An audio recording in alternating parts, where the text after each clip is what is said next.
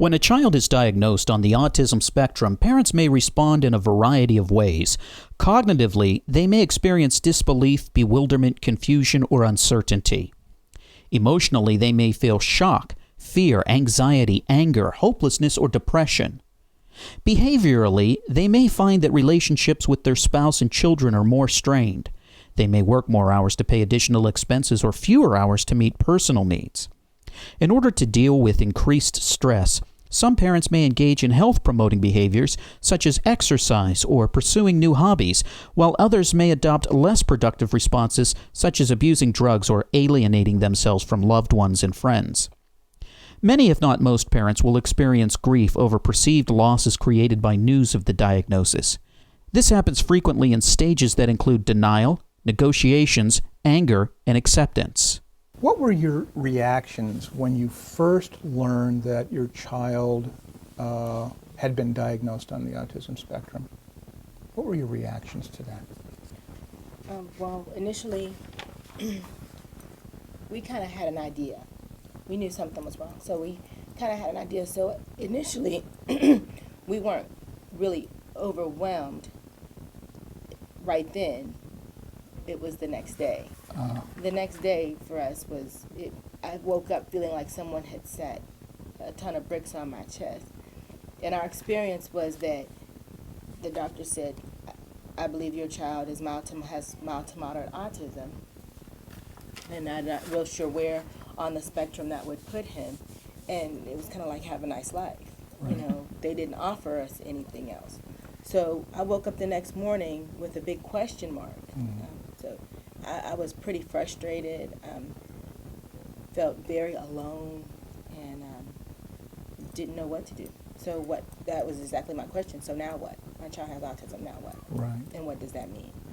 A variety of internal and external resources are necessary to provide adequate care for children diagnosed on the autism spectrum as well as their families.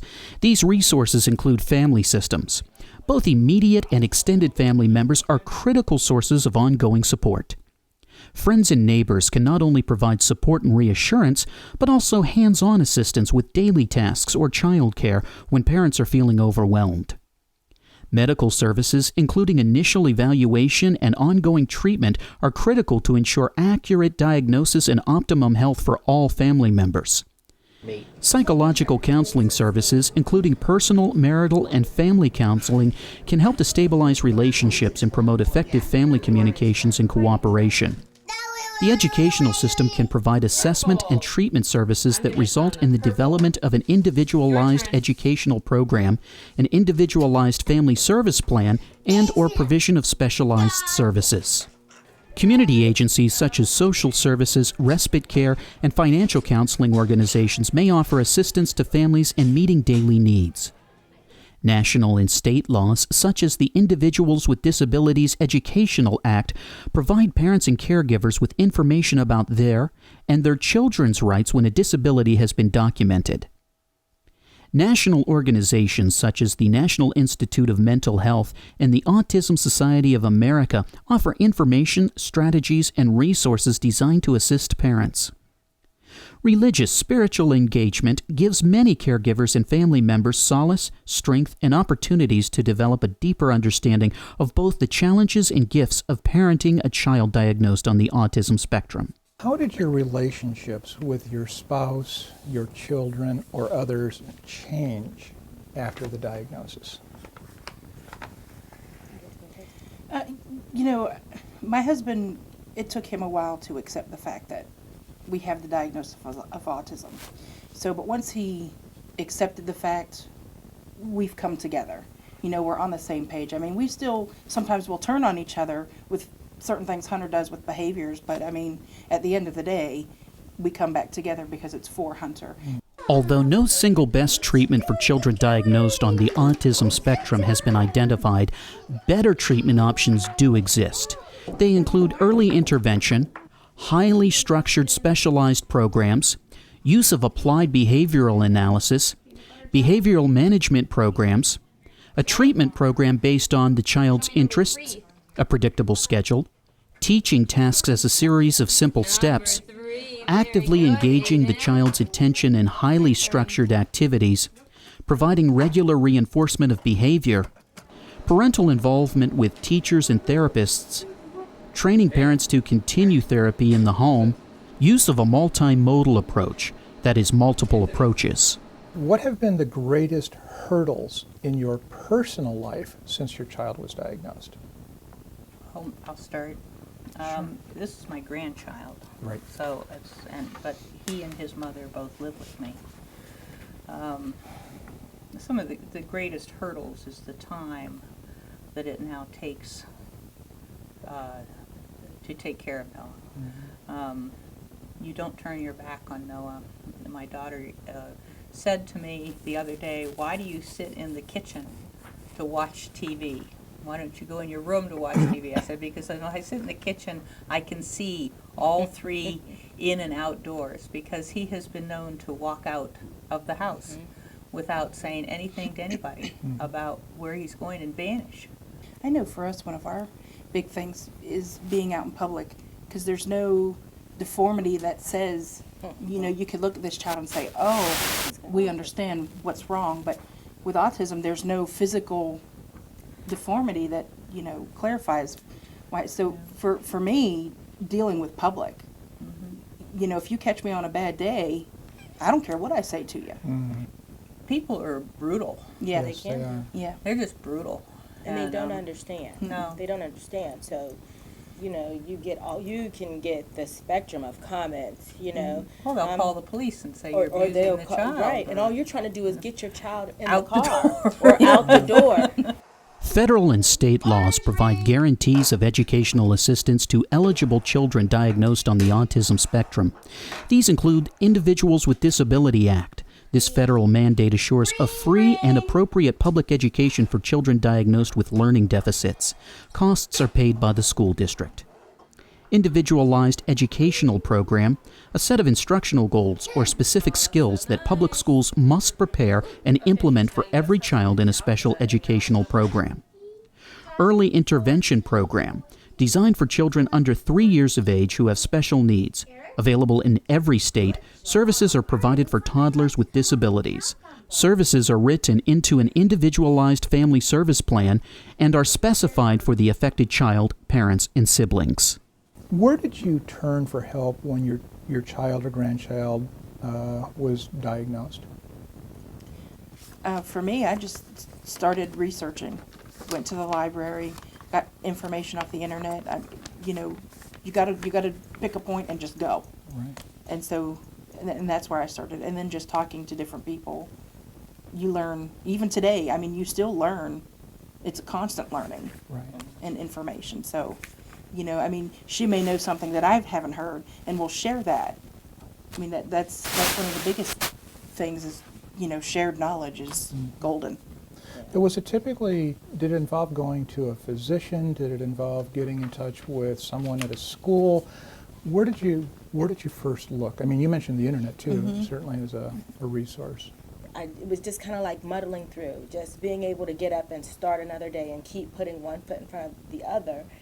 And eventually, he was in special needs preschool, early intervention preschool, and after he was diagnosed, somebody said, and I'd heard of the Rich Center, somebody said, you know, you need to put him where people have an idea about autism and what happens with autism, and I called.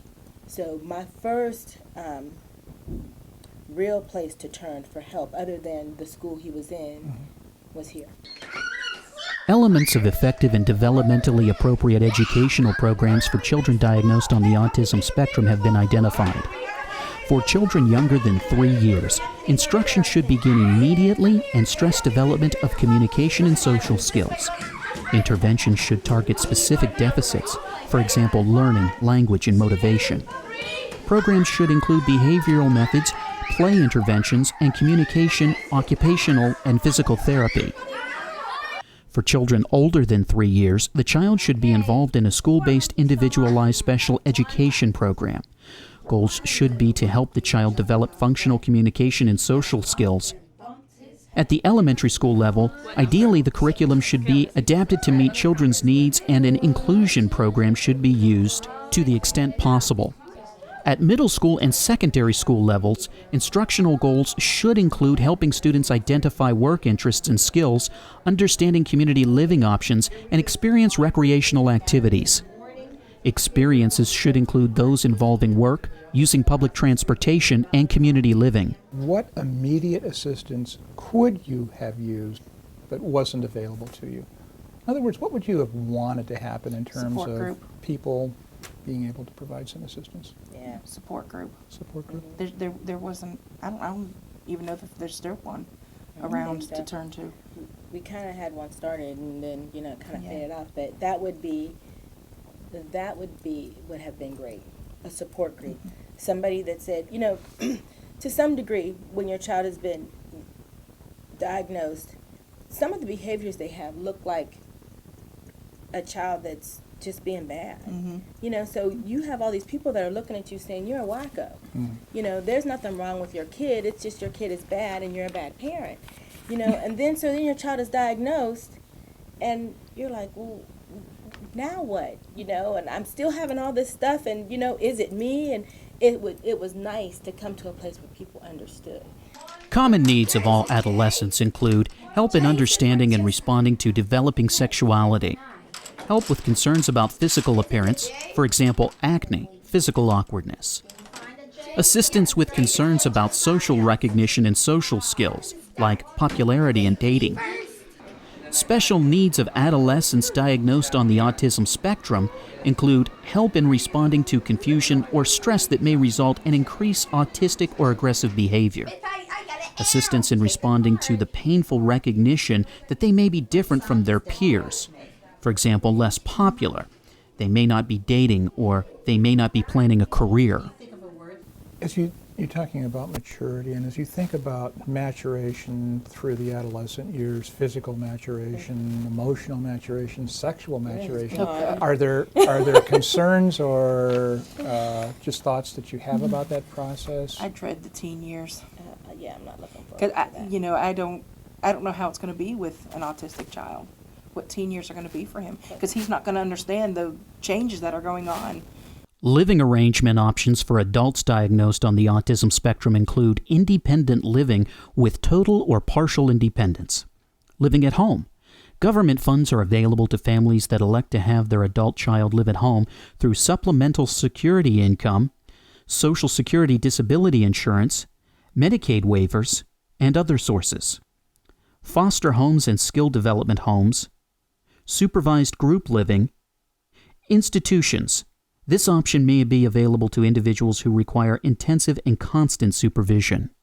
When you think about your child or grandchild living as an adult, what is your ideal living arrangement in your mind for your child? What do you want most for that child as an adult? I want Jonathan to be able to take care of himself.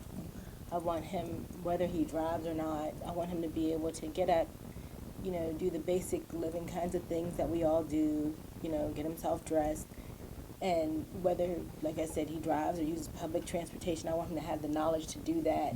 Go to work like anybody else, come home, get himself something to eat. Just be able to take care of himself. Myths about autism include a diagnosis on the autism spectrum means that the situation is hopeless for the child and the family. Parents can no longer take time for themselves. If a parent or caregiver makes time for themselves, they're abandoning their family. The family is being punished for past deeds.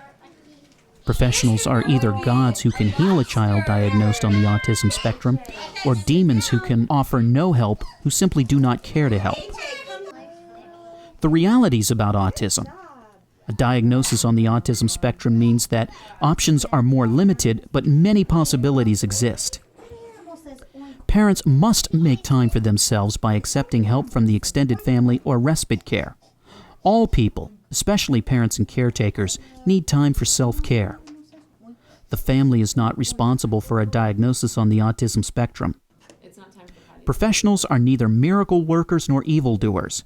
They are, however, part of a necessary support system. What are some of the myths about autism that you've heard on this journey? And how has your experience either affirmed any of those myths? Some of the myths may be true, but a lot of them probably aren't. So which ones are true and which ones aren't, and what are the myths to begin with? Well, one, that they'll never talk. That's not true. Yeah. They can be taught to do that. That there'll never be any eye. They'll never look at you, or that's not true in every case. A lot of people have said to me that don't deal with autism directly, family members and such, that, oh, well, he'll grow out of it. No. he's not growing out of it. You know, I mean, that's he's going to have this the rest of his life. We could just hope that we give him enough skills and intervention to learn to live with it. Because I don't want autism to define Hunter. Absolutely. Right. Good word.